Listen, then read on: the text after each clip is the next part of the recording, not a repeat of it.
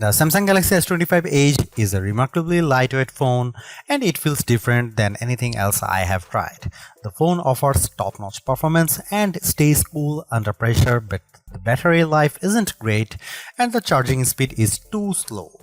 This phone fills a niche for Samsung fans, but it won't win over a new audience or raise eyebrows among the competition. It's just a slimmer option for folks who aren't satisfied with the current Galaxy lineup. If the Galaxy S25 Plus is too thick or the Galaxy S25 Ultra is too much, the Edge fits neatly in between. Samsung understood the assignment with the Galaxy S25 Edge, but it didn't strive for extra credit. The goal was to make a Galaxy S25 Plus that's easier to hold, but Samsung did not set out to make the thinnest phone possible. In fact, the Galaxy S25 Edge isn't even the thinnest phone Samsung makes today. Instead, it did what Samsung does best. It gave us a little more inside a little less. The Galaxy S25 Edge is a very good phone and it feels like something unique compared to every other phone I have reviewed. The difference is noticeable. It's much slimmer and lighter than almost everything else, even when wearing a case. Still, the S25 Edge isn't a revolutionary new design, and I can't help but anticipate the competition it's going to face from Apple in the shape of the rumored iPhone 17 Air. This is the thinnest Galaxy S device Samsung has ever crafted. It's 1.5mm thinner than the Galaxy S25 Plus and almost 2.5mm thinner than the Galaxy S25 Ultra. Could I feel that millimeter in my hand? I'm not sure, but between the thinness and the weight reduction, it's almost a full ounce lighter than the Plus and 2 ounces lighter than the Ultra. The Galaxy S25 Edge is undoubtedly a standout. The Galaxy S25 Edge isn't the phone for you if you want the thinnest phone possible. It's the phone for you if you want a Galaxy S25 Plus but wish it were easier to hold. It's the Galaxy S25 Ultra minus the extra bits that you wouldn't use. Like the S Pen stylus, it's not something totally new, but it's a better option for the right buyer. But why didn't Samsung go for broke? Why not make the Edge the absolute thinnest smartphone ever? The Galaxy Z Fold 6 is 5.6mm thin when it's unfolded. Had it shaved another 0.3mm off the Edge, Samsung could have at least said that this is the thinnest Samsung phone you can buy. The answer, of course, is battery life. The Galaxy Z Fold 6 is super thin, but the battery is split between the two halves. Each half of the Galaxy Z Fold 6 packs only about 2200 mAh of battery life, which a lot less than 3800 mAh battery the Galaxy S25 Edge offers. A thinner Galaxy S25 Edge would have meant a smaller battery, and based on my testing, the Galaxy S25 Edge is using the smallest battery it can get away with. The Edge had trouble lasting past dinner time in my testing period. If Samsung had made the Edge the thinnest phone ever, it probably wouldn't last through my lunch break. I have no doubt Samsung could build such a phone, but I wouldn't recommend it. That makes the S25 Edge a pleasantly thin phone that is simply not very special. There are no special features that set it apart from the rest of the Galaxy S25 lineup.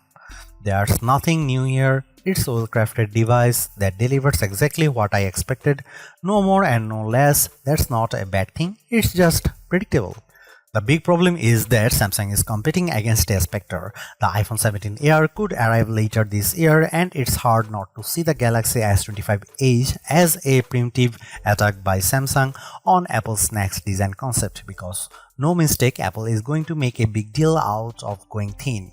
Apple is going to pretend it invented the millimeter. If and when Apple launches an iPhone Air in September, it will act like thinness is the biggest design innovation since the capacitive touchscreen.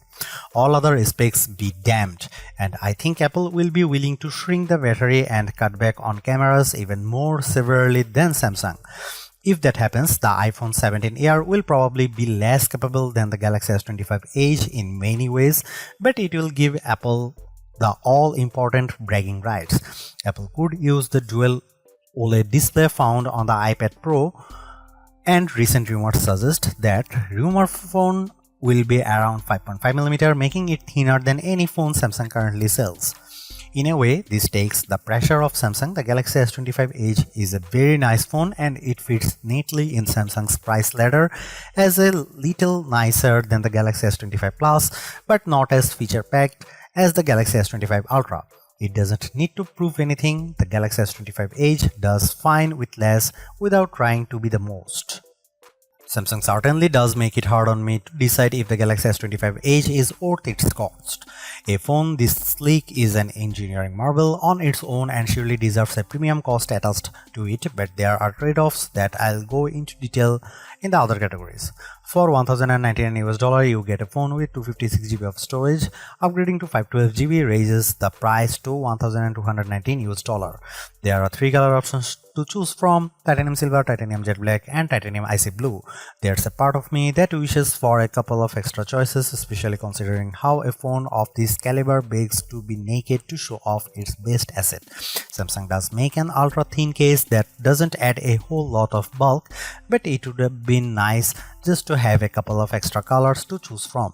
The Galaxy S25 Edge is now available globally with up to $630 off in savings with a qualifying trade-in. Like the rest of the Samsung Galaxy S25 family, the S25 Edge gets 12GB of RAM to support the Qualcomm Snapdragon 8 Elite for Galaxy chipset inside. This platform has proven powerful and very efficient in my reviews of the best Android phones this year.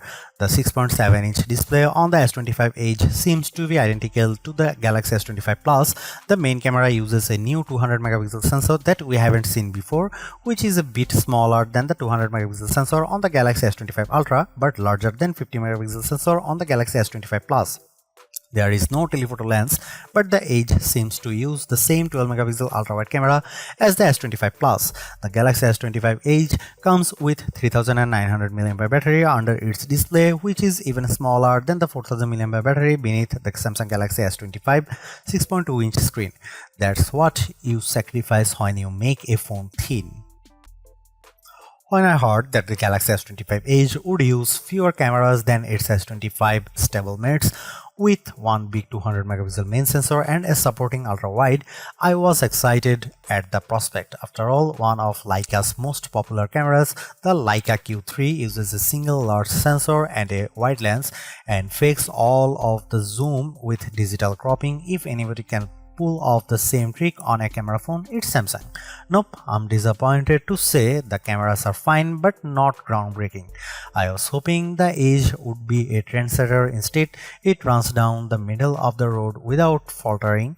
It does a great job at the things Samsung camera phones do well, but it can't handle the all-in-one duties of the Galaxy S25 Ultra. There are no surprises with the Galaxy S25 Edge cameras. The main camera uses a 200MP sensor with a wide lens, and that sensor is a bit smaller than the 200MP sensor on the Galaxy S25 Ultra. No surprise then that the Ultra is still the best Samsung camera phone in more ways than one. Here are some camera samples of the Samsung Galaxy S25 Edge.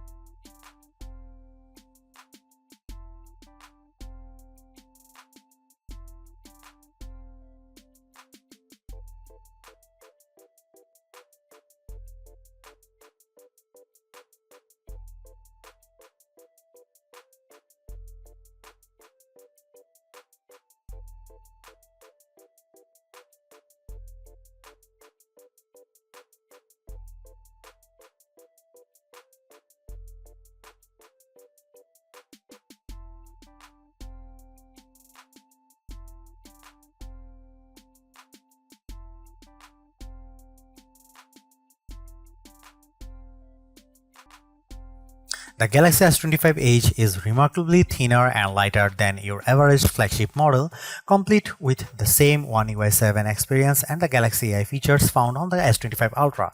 But despite its impressive design, the Galaxy S25 Edge's biggest shortcoming is its battery life performance.